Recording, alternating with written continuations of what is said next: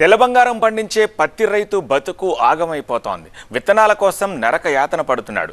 దుకాణాల ఎదుట పడిగాపలతోనే జీవితకాలం అంతా ఖర్చు పెట్టుకుంటున్నారు. కంపెనీల ప్రకృతి, డీలర్ల మాయాజాలం, అధికారుల నిర్లక్ష్యం అన్నీ వెరసి రైతుకు చుక్కలు చూపిస్తున్నాయి. ఒక్క పత్తి మాత్రమే కాదు, జీలుగా జనుము విత్తనాలు కూడా కరువై దిక్కుతోచని స్థితిలో పడ్డాడు సగటు రైతన్న. ఇదంతా కొత్త ప్రభుత్వ వైఫల్యమైనట్టు విరుచుకుపడుతోంది ప్రతిపక్షం. ఇంతకీ విత్తన కొరతకు అసలు కారణం ఏమిటి? మార్కెట్లు ఏమంటున్నాయి? పత్తి విత్తనం మళ్లీ బంగారమైంది. పక్క రైతును గోస పెడుతోంది. మార్కెట్లో డీలర్ల మాయాజాలమా లేక ప్రభుత్వాల అలసత్వమా? ఎవరి నిర్లక్ష్యం, ఎవరికి శాపం? రైతులం గీ కష్టపడేది దినమేనా? లేక ఏం సార్ ఏమి లేవు. మాకు మంచిగా ఎన్ని అయితే అన్ని ఇవ్వాలా సార్, లేవంటే ఎట్లా? తెలంగాణలో 4 జిల్లాలని మళ్లీ వేధిస్తోంది ఈ విత్తన కొరత. పొద్దస్తమాను కళ్ళు కాయలు కాచేలా ఎదురు చూసినా కోరిన విత్తనం దొరక్క ఆ నో స్టాక్ బోర్డులే వెక్కిరిస్తున్నాయి. సంగారెడ్డి జిల్లాలో అయితే రైతుల అవస్థలు మాటల కందనివి. పంట వేయడం మొదలు పంట కోసి అమ్ముకునేదాకా తిప్పలే. అందోల్ మండలం జోగిపేట వ్యవసాయ కార్యాలయం ఎదుట కనిపించిన ఈ దృశ్యమే రైతు దురావస్థకు నిలువుటద్దం.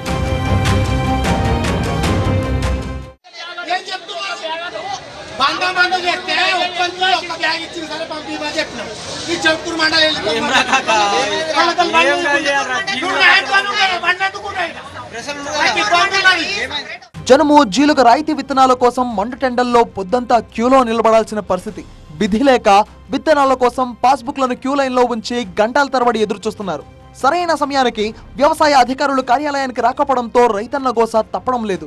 పొద్దంతా పడిగాపులు కాసిన రైతులకు నిరాశ తప్పలేదు. ఆగ్రోస్ నిర్వాహకులు జనుము, జీలుగ విత్తనాలు స్టాక్ లేదని చెప్పడంతో ఆగ్రహించి రైతులు రోడ్డుపై ధర్నాకు దిగారు. వ్యవసాయ అధికారుల తీరును ఎండగట్టారు రైతులు. పాస్బుక్లు అందరి జిరాక్సులని లేదేమో పాస్బుక్ ఖాళీ, ఆధార్ కార్డు ఉంచిన నేను మనం తీసుకొచ్చిన కాలానికి పాడకవతలకి తీసుకొచ్చి అన్ని అలా గొప్ప పెట్టరు కదా. కొద్దిగా తిండి లేదు, తిప్పలేదు, నీళ్ళు తాగుదామంటే నీళ్ళు ఇస్తలేరు, నీళ్ళు లేవు, అన్నం లేదు. 7 గంటల సంధి ఇప్పటికీ తప్ప చేస్తున్నాము. చెమటల్లా ఎండల్లా మేము చల్లగా వేసిన కింద వాళ్ళ సార్ పెద్దలు 3 ఏళ్ళ మొత్తం ఇస్తలేరు. దొంగ లెక్కలు అమ్ముకుంటున్నారు, ప్రైవేట్గా అమ్ముతున్నారు. ఇప్పుడే 12 మందికి అమ్ముకున్నాడు. నేనే కొన బస్తా ఏ లెక్కలు అమ్ముతున్నాడు.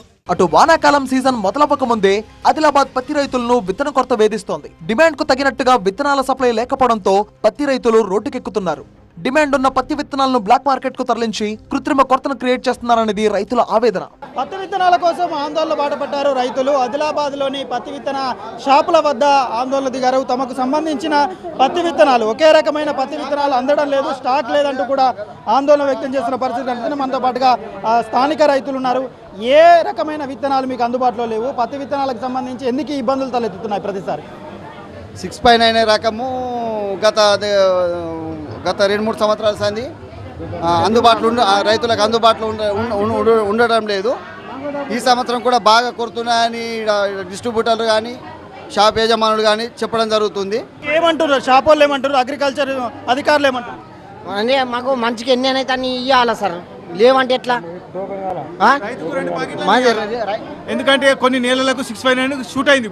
అది పత్తి గింజలో సీడ్ అనేది, అది వేస్తేనే ఎక్కువ దిగుబడి వస్తుంది. మళ్ళీ గింజల్లో అలా దొడ్డు ఉంటుంది, మంచి వజన్ వస్తుంది పత్తి. రైతులు అక్కడ ఏరడానికి కూడా సులువుగా ఉంటుంది. అందుకోసం 6.9 కోరుకుంటున్నారు. కనీసం ఒక రైతుకు 2 ప్యాకెట్లను అందేట్టు చూడాలి గవర్నమెంట్. విత్తనాలు 1-2 రోజులు మాత్రమే విక్రయించి నో స్టాక్ బోర్డులు పెట్టి చేతులెత్తేయడంతో భగ్గుమంటున్నారు రైతన్నలు. మరీ ముఖ్యంగా రాశి 659 రకం పత్తి విత్తనాలకు ఎక్కువగా డిమాండ్ ఉంది. వీటి కోసం ఆదిలాబాద్ జిల్లాలో రైతులు రేయింబవళ్లు షాపుల ఎదుట పడిగాపులు కాస్తున్నారు. విత్తనాలను బ్లాక్ మార్కెట్ కు తరలించి మహారాష్ట్ర రైతులకు అధిక ధరలకు అమ్ముకుంటున్నారనేది ప్రధాన ఆరోపణ. పత్తి విత్తనాలు ఏవైతున్నాయో అవి మాత్రమే ఎందుకు బ్లాక్ అవుతున్నాయి? వాటి స్టాక్ ఎందుకు రావడం లేదు?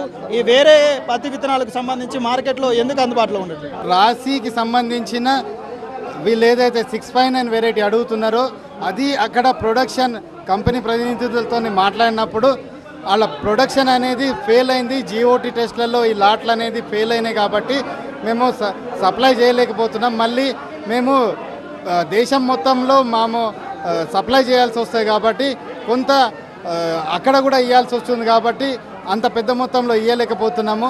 ఏందమ్మా ఎట్లా ఉంది పరిస్థితి? గింత కష్టపడుతున్నాం రైతులం గీ కష్టపడే దినమేనా అన్నం లేక ఏం లేదు సార్, ఏమి లేవు.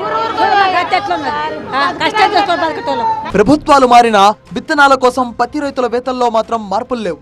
6 దశాబ్దాల కన్నీటి దృశ్యాలు ఈ 6 నెలల కాంగ్రెస్ పాలనలోనే ఆవిష్కృతం. జోగిపేటలో విత్తనాల కోసం రైతుల మొక్కులు, క్యూ లైన్లో పాస్బుక్లు చూసినాం అంటూ ఫ్లాష్ బ్యాక్ లో రైతాంగం వేతల్ని గుర్తు చేశారు మాజీ మంత్రి కేటీఆర్. కాంగ్రెస్ తప్పలాగడం లేదు, అన్నదాతలకు తిప్పలు తప్పడం లేదు అని రైతన్న విత్తన కష్టానికి పొలిటికల్ టర్న్ ఇచ్చారు బీఆర్ఎస్ వర్కింగ్ ప్రెసిడెంట్ కేటీఆర్. ప్రభుత్వం మేలుకోవాలని 4 ఉమ్మడి జిల్లాల్లోని రైతాంగాన్ని వేధిస్తున్న విత్తన కొరతను నివారించాలని డిమాండ్లు వినిపిస్తున్నాయి.